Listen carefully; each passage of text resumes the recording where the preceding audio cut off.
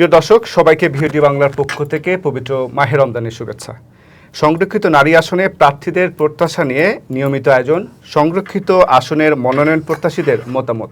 আজকের এই মতামত অনুষ্ঠানে আমাদের সাথে যুক্ত হয়েছেন ঢাকা মহানগর উত্তর জাতীয়তাবাদী মহিলা দলের সভাপতি অ্যাডভোকেট রুনা লায়লা। তিনি নারী সংরক্ষিত আসনের সংসদ সদস্য প্রার্থী। চলুন তার সাথে পরিচিত হই। ভিওডি বাংলায় আপনাকে স্বাগত। কেমন আছেন আপনি? জি, আলহামদুলিল্লাহ ভালো আছি। ধন্যবাদ আপনাকে আমাকে এই অনুষ্ঠানে আমন্ত্রণ জানানোর জন্য।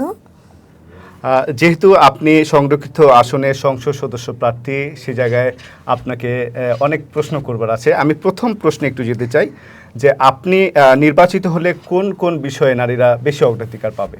আমি প্রথমেই বলতে চাই, আসলে এখানে প্রার্থী হওয়ার কিছু নাই এখন পর্যন্ত, এটা মনোনয়ন প্রত্যাশী বলা যায়।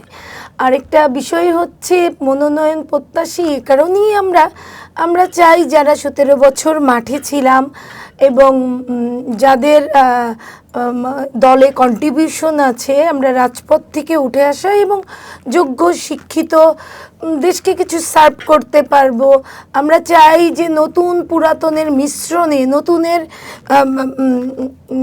মানে কর্মদক্ষতা এবং পুরাতনের অভিজ্ঞতা মিলে যেন আমাদের ত্রয়োদশ জাতীয় সংসদ যেন একটা অর্থবহ সংসদ হয়, সেজন্য আমরা মনোনয়ন প্রত্যাশা করছি। ধন্যবাদ। আমার দ্বিতীয় প্রশ্ন থাকবে যে নারীদের যে নিরাপত্তা এবং তাদের কর্মসংস্থানের বিষয়ে আপনার ঠিক কী কী পদক্ষেপ? আসলে আমি যেহেতু নারী সংগঠনটাই করেছি, আমার বেইজ ছাত্রদলের পর থেকে হচ্ছে নারী সংগঠনটাই, আমি কিন্তু বিএমপিটা করিনি। তো অতএব নারীদের জন্য যদি আমি কিছু করতে যাই, আমার একটা প্ল্যাটফর্ম লাগবে। সেই প্ল্যাটফর্ম সরকারি প্ল্যাটফর্মের চেয়ে কিন্তু মানে বড় কিছু হতে পারে না। নারীদের জন্য কিছু করার জন্য আমার একটা সরকারি প্ল্যাটফর্ম লাগবে। এজন্যই কিন্তু আমি সংসদ সদস্য মনোনয়ন প্রত্যাশী। আর সংরক্ষিত নারী আসনে অন্য নারীরা কি করবে জানি না, যেহেতু আমরা মহিলা দলটা করেছি, মহিলাদের সুখ দুঃখটা অনেক বেশি জানি। প্লাস হচ্ছে আমরা নিজেরাও বাংলাদেশে বসবাস করি, দেশের নাগরিক। আমাদের দেশে শিক্ষিত মেয়ে হলেও আমরা দেখেছি অর্থনৈতিক মুক্তির আগে কিন্তু কোনো কিছুই করা সম্ভব না। আপনি দেখবেন যে একটা যখন নিম্ন মধ্যবিত্ত পরিবারের একটা মেয়ে বা নিম্ন বিত্ত পরিবারের একটা মেয়ের যেটা একটা যে কোনো সামাজিক একটা স্ক্যান্ডেল যতটা না মানে সাফার করতে হয়, সেটা কিন্তু উচ্চবিত্তকেও করতে হয় না। সেটা হচ্ছে কারণ কি, তার অর্থনৈতিক এই বৈষম্যতাটার কারণেই কিন্তু তারা উচ্চবিত্তরা সুবিধাটা পেয়ে থাকে, নিম্নবিত্তরা ওইটা পায় না। তো সেই জন্য অবশ্যই নারীদের অর্থনৈতিক মুক্তিটা আগে আনতে হবে। সেটা করার জন্য আমাদের নারীদের অবশ্যই কর্মসংস্থানের ব্যবস্থা করতে হবে। আর কর্মসংস্থানের ব্যবস্থা করতে গেলে অবশ্যই প্রশিক্ষণের একটা ব্যাপার আছে। প্রশিক্ষিত জনগোষ্ঠী ছাড়া কিন্তু আমরা কর্মসংস্থান ওইভাবে তৈরি করতে পারবো না। তাই আমার যদি আল্লাহ তাআলা নারীদের জন্য কিছু করার আমাকে তৌফিক দান করে, অবশ্যই আমি প্রশিক্ষিত দক্ষ নারী তৈরি করে তাদের কর্মসংস্থানের ব্যবস্থা করব, যাতে তাদের অর্থনৈতিক মুক্তির মাধ্যমে সমাজে তারা প্রতিষ্ঠিত হতে পারে। সেই সূত্রে আমি আপনাকে একটা প্রশ্ন করতে চাই যে আমরা বিগত বিভিন্ন মাধ্যমে দেখছি, সোশ্যাল মিডিয়াতে দেখছি যে নারীরা যখন রাষ্ট্রপতি জিয়াউর রহমানের মাজারে যাচ্ছেন, সেখানে তারা ফুল দিতে যাওয়ার সময় তাদেরকে ধাক্কা দেওয়া হচ্ছে, তাদেরকে ঠিক সামনে সারিতে যেতে পারছে না। এইটাও কি একটা বৈষম্য কিনা, এইটা আপনার কাছে একটু জানতে চাই। আসলে আমরা তো যখন মানে জিয়ার মাজারে যাই, এটা আমাদের দলীয় নেতা, আদর্শিক নেতা, তার সঙ্গে আমাদের অনেক আবেগ জড়িত থাকে। তো দেখা যায় কি আমরা সবাই আগে যেতে চাই। হ্যাঁ, আর অবভিয়াসলি এক্ষেত্রে আমি বলবো যে না, আমি ওইভাবে আমি দেখছি না। আমরা যেহেতু এক দলের মানুষই ওখানে থাকি, অবশ্যই একই মানসিকতার মানুষ থাকি। ওখানে আমি বলবো না যে কেউ আমাকে নারী বলে ফেলে দিচ্ছে, এরকম ব্যাপার না। ব্যাপারটা অবভিয়াসলি আমি বলবো আবেগের ব্যাপার থেকে সবাই চায় যে আমি আমার নেতার যত কাছে যেতে পারি। হ্যাঁ, তো ওই আমার কাছে এটাই মনে হয়।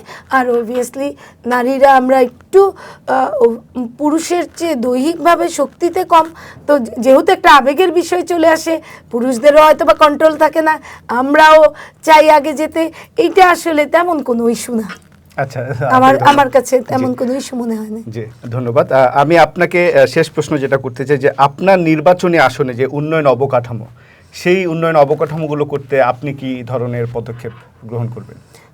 আমি আমার নির্বাচনী এলাকা হচ্ছে ঢাকা 13 আসন। তো ওখানে অলরেডি একজন এমপি ধানের শীষের প্রার্থী নিয়ে সে পাশ করেছে এবং প্রতিমন্ত্রীও হয়েছেন। আমি বিশ্বাস করি তাকে সাথে নিয়ে। আর যেহেতু আমি এই দলটাকে ওন করি, উনি আমাদের জোটের প্রার্থী ছিলেন, আর আমি এই দল থেকে বেড়ে ওঠা, আমি বিএনপির সেকেন্ড জেনারেশন। আমার আর ওই মোহাম্মদপুর, আদাবর, শেরেবাংলা নগর, এটা আমার জন্মস্থান, বেড়ে ওঠার একটা জায়গা। তো আমার এটা প্রাণের একটা জায়গা। সেখানে আমি সংসদ সদস্য হই বা না হই, তার উন্নয়নের জন্য আমার অগ্রণী ভূমিকা সবসময়ই থাকবে। এটা হচ্ছে আমার 1 নম্বর কথা। 2 নম্বর কথা, আসলে কি নারী সংসদ সদস্যদের উন্নয়নে আমরা আগে যা দেখেছি তেমন কিন্তু ভূমিকা থাকে না। আমরা আশা করছি আমাদের বর্তমান পিএম প্রধানমন্ত্রী উনি অবশ্যই বিজ্ঞ এবং বিচক্ষণ এবং দেশকে নিয়ে অনেক ভাবেন। আমরা গত আন্দোলন থেকে আমরা তার সাথে আমরা কাজ করে এসেছি, বেসিক্যালি আমি বলবো। তো আমি দেখেছি উনি অনেক প্রগতিশীল মানুষ। অবশ্যই নারী সংসদ সদস্যর ক্ষমতায়ন বা ক্ষমতার দিকে উনি দৃষ্টি দিবেন এবং আমরাও যেন, যারা নারী সদস্য হয় তারাও যেন উন্নয়নে পুরুষ নির্বাচিত প্রার্থীদের সাথে নির্বাচিত এমপিদের সাথে সাথে যেন নারী সংসদ সদস্যরা উন্নয়নে ভূমিকা পালন করতে পারে। সেজন্য আমাদের পিএমের কাছে বা প্রধানমন্ত্রীর কাছে আমরা আবেদন জানাচ্ছি। আচ্ছা, আপনি কতক্ষণ আশাবাদী? আসলে আশা তো সবাই করে, এখন দেওয়া না দেওয়া আমার দল এবং সর্বপ্রথম আমি বলবো মহান আল্লাহ তাআলার হচ্ছে এটা, আমার যদি রিজিকে থাকে আমি পাবো। আর আমার দলের উপর আমি শতভাগ আস্থাশীল। আমি বিশ্বাস করি আমার দল রাজপথের মূল্যায়ন করবে, আর রাজপথের যদি মূল্যায়ন করে, ত্যাগের যদি মূল্যায়ন করে, ইনশাল্লাহ আমি আশাবাদী। যদি আপনাকে সেইভাবে আপনার আশাটা পূরণ না হয়, সেই ক্ষেত্রে কি আপনি কিছুটা বিচ্যুতি ঘটবার? দেখুন, একটা পরিবারে যদি 4-5 জন ভাই বোন থাকে, সবাই হয়তো বা সমানভাবে প্রতিষ্ঠিত হয় না। তখন কি বাবা মাকে ছেড়ে যেতে পারে? তো আদর্শের জায়গা থেকে এবং দলের যে আবেগের জায়গা থেকে, আমরা যখন আন্দোলনে ছিলাম আমরা জানতাম না আমাদের আজকের যেই স্বাধীনতা বলেন, ফ্যাসিস্টকে বিদায় করা বলেন, আমরা আসতে পারবো কি পারবো না, সেই দুর্দিনেই যখন ছেড়ে যায়নি দলকে, আর এখন নিজের চাওয়া পাওয়ার জন্য দলকে ছেড়ে দেওয়ার প্রশ্নই উঠে না। অসংখ্য ধন্যবাদ আপনাকে।